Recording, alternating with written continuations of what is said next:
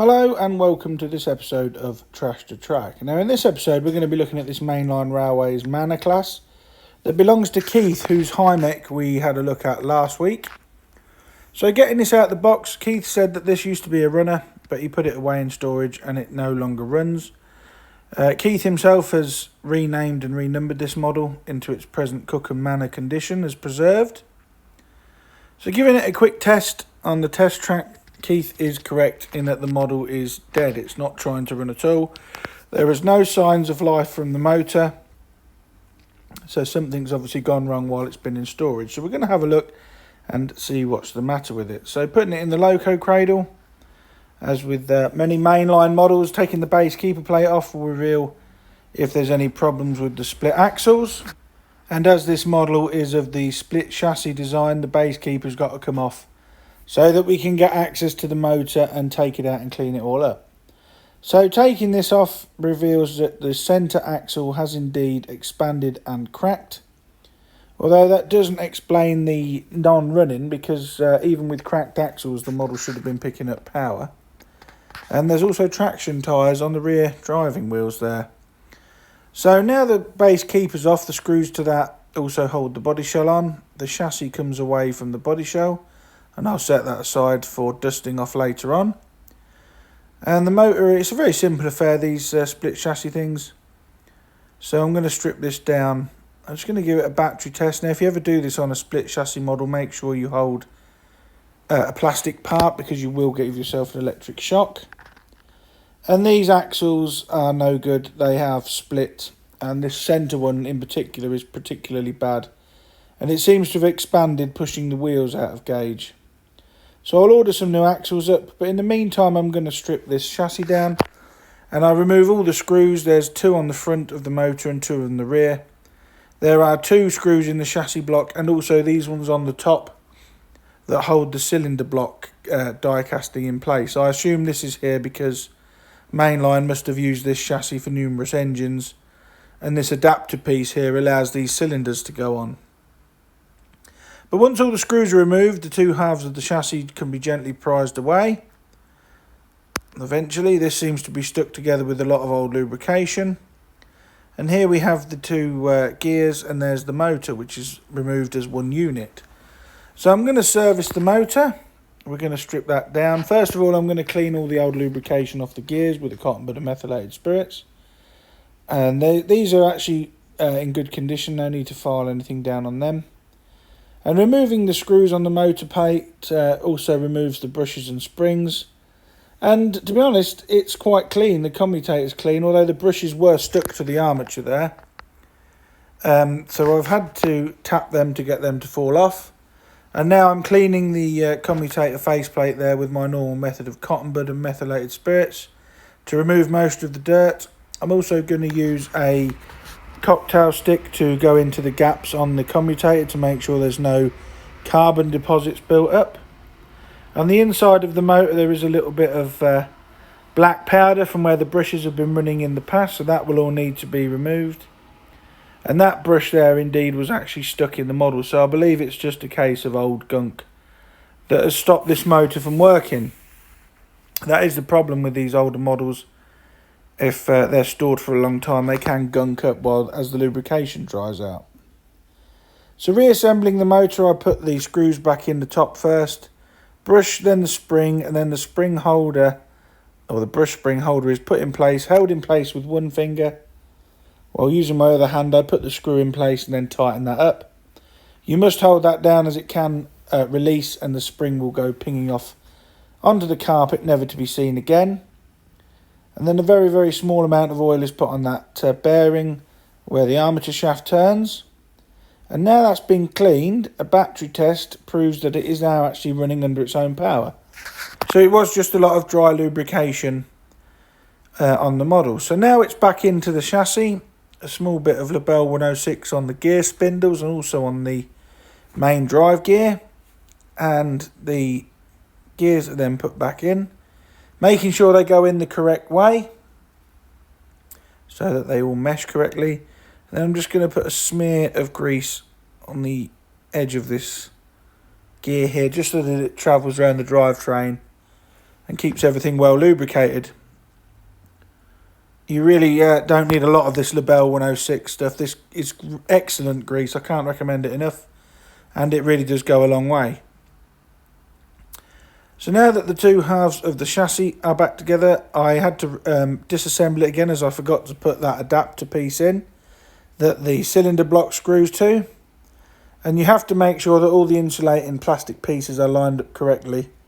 There are 2 at the bottom and 2 in the middle. And then the adapter piece, or the chassis extension, is then screwed back into place through that plastic adapter that we just put back in. And I suppose it has to screw into the plastic adapter, as the extension piece with the cylinders on is one solid piece of metal, whereas the chassis is obviously split. So taking a look at the axles now, I've ordered some replacement Manor axles up from Peter Spares, and they have arrived. Now unfortunately they are not the squared axles, these are round, so I'm going to have to manually quarter the wheels. Now I put the drive gear on the rear set of wheels first, and I'm going to set one side to 12 o'clock and one side to 3 o'clock to make sure that they are correctly quartered. Now, doing this video, I make it look very easy. Quartering wheels is not easy. It has taken me a lot of practice to be able to do this.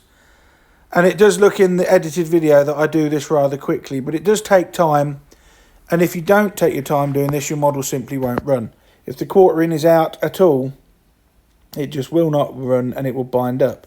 But as you guys have probably know, I've got a lot of experience now doing this. This is what, the 130th episode, and I have restored hundreds of trains like this.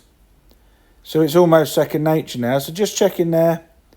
That is, I believe, the rear wheel quartered correctly. I do the same with the centre axle. And then when I'm happy that those 2 are done, I then do the front axle and then put it on the test track to give it a test. And if it runs without binding up, the quartering is correct. And as you can see, now that the chassis has been thoroughly cleaned of all that old dry lubrication and a new set of axles, it is running rather nicely backwards and forwards with the controller. So I'm happy now that this chassis is now in full working order, thoroughly cleaned, re-lubricated and new axles. But now I've got it upside down again. I've took the base keeper off just temporarily because I want to clean the wheels now. I hadn't cleaned these before. I just tested that to make sure that the quartering was correct. So now I'm cleaning all the axles. These have to be clean because if not, they won't conduct electricity properly. And then the front pony wheels were also cleaned. Now these did have quite a lot of dirt on them. In fact, I had to find a cocktail stick and scrape the black dirt deposits off the pony wheels as seen here and the tender wheels. Now we'll come to those shortly, but the tender wheels were particularly dirty. What I also did with the chassis on that them axles that pick up current, I had a very small amount of Pico Electrolube on those.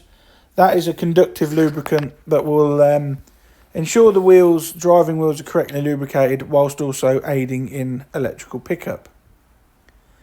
Now the footstep on one side of the body is broken, or that not broken off fully.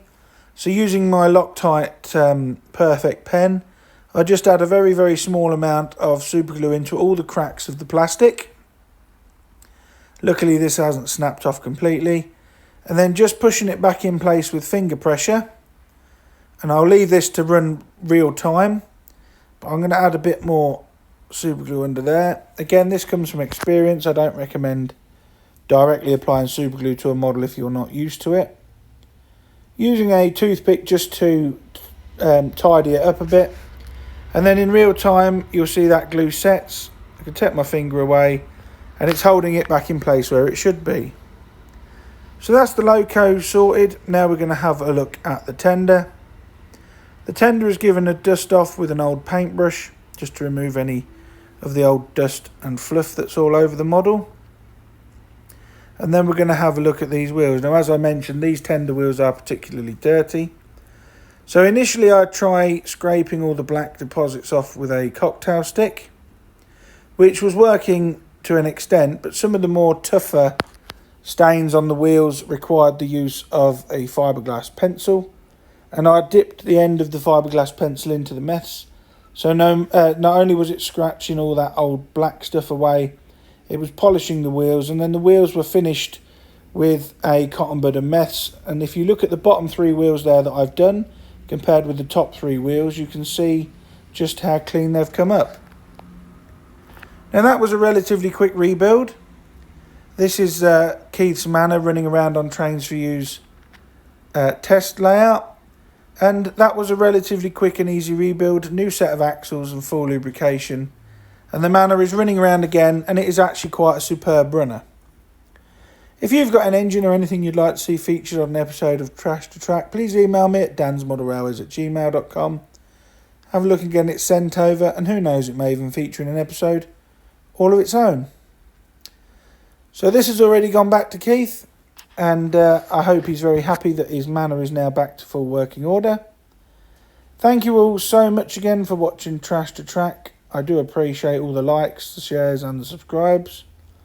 The channel is growing nicely, so thank you very much for that. And I will catch you all in the next video. Bye for now.